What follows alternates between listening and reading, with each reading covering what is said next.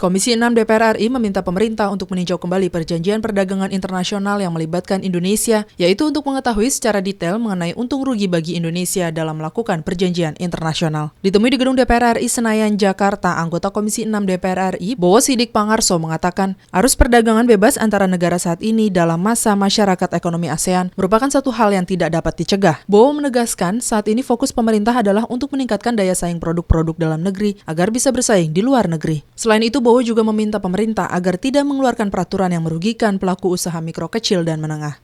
Apapun kita tidak bisa lagi menahan perdagangan bebas antar negara, tetapi jangan sampai peraturan itu nanti merugikan bangsa kita atau pedagang kita. Saya berharap peraturan itu nanti lebih berpihak pada pedagang kita, negara kita, supaya bagaimana kita meningkatkan daya saing kita, kemudian meningkatkan produksi kita, supaya pasar kita bisa diterima di luar negeri.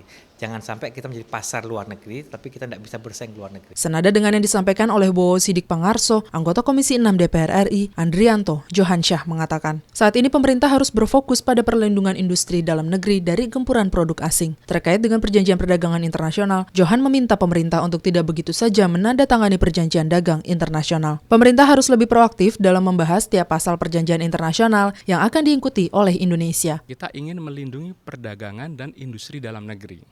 Jadi bila mana dalam pasal-pasal yang sekiranya merugikan industri maupun perdagangan dalam negeri, kita minta kepada pemerintah untuk mengadendum.